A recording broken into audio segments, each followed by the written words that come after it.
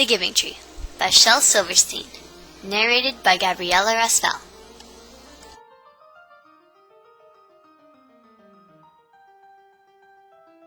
Once there was a tree, and she loved a little boy. And every day the boy would come, and he would gather her leaves, and make them into crowns, and play king of the forest. He would climb up her trunk, and swing from her branches, and eat apples. And they would play hide-and-go-seek. And when he was tired, he would sleep in her shade. And the boy loved the tree very much, and the tree was happy. But time went by, and the boy grew older,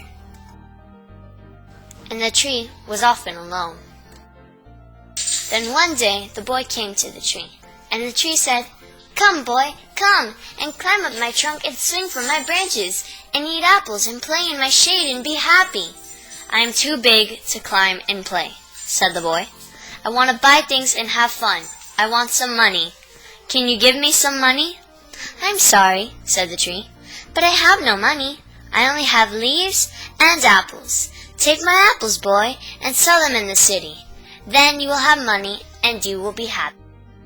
And so the boy climbed up the tree and gathered her apples and carried them away, and the tree was happy. But the boy stayed away for a long time, and the tree was sad. And then one day the boy came back, and the tree shook with joy. And she said, "Come, boy, climb up my trunk and swing from my branches, and be happy." "I am too busy to climb trees," said the boy. "I want a house to keep me warm," he said. "I want a wife and I want children, and so I need a house." "Can you give me a house?" "I have no house," said the tree. "The forest is my house, but you may cut off my branches and build a house. Then you will be happy." And so the boy cut off her branches and carried them away to build his house. And the tree was happy. But the boy stayed away for a long time, and when he came back, the tree was so happy she could hardly speak. "Come, boy," she whispered, "come and play." "I am too old and too sad to play," said the boy. "I want a boat that will take me far away from here. Can you give me a boat?" "Cut down my trunk and make a boat," said the tree. "Then you can sail away, and you can be happy." The boy cut down her trunk and made a boat and sailed away. And the tree was happy, but not really. After a long time, the boy came back again. "I'm sorry, boy," said the tree, "but I have nothing left to give you. My apples are gone." "My teeth are too weak for apples," said the boy. "My branches are gone," said the tree. "You cannot swing on them." "I am too old to swing on branches," said the boy. "My trunk is gone. You cannot climb." "I am too tired to climb," said the boy. "I'm sorry," sighed the tree. "I wish that I could give you something, but I have nothing left. I'm just an old stump. I'm sorry." "I don't need very much now," said the boy. "Just a quiet place to sit and rest. I am very tired."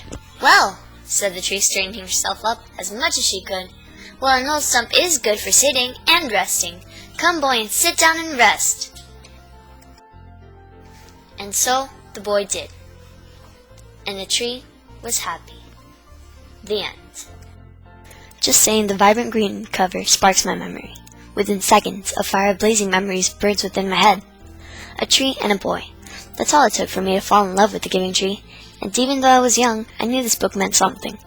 Eventually, I saw past the words and pictures, and was able to see what Shel Silverstein was trying to tell me.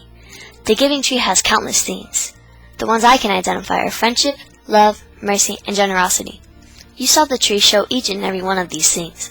This book was probably my favorite childhood book, because it made me want to be like the tree. I always wanted to be as selfless and as forgiving as the tree, and I still do. The tree was so perfect. Even when she was at her weakest point, when she had given the little boy practically everything she had to offer, she was still trying to be generous and selfless, which is why she's so admired by readers. A few pages into the book, and boom, you're either in love and amazed by the tree, or you're thinking about the similarities and differences between you and the tree. This book fascinated me all through my childhood.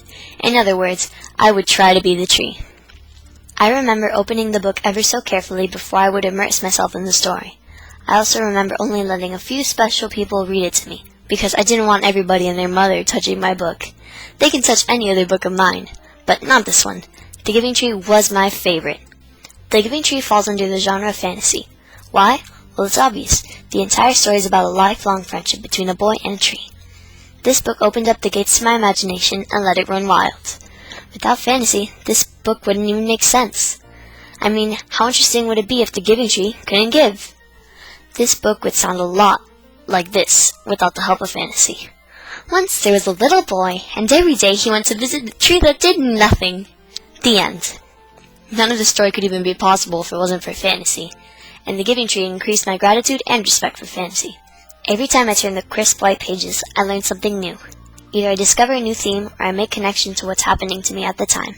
I never want to let go of this book. Thankfully, I took amazing care of it over the years, which is the whole reason I'm able to read it today. The fire of memories burns at the back of my mind. A spark flew and struck me. Images of my aunt reading me the Giving Tree flooded my head.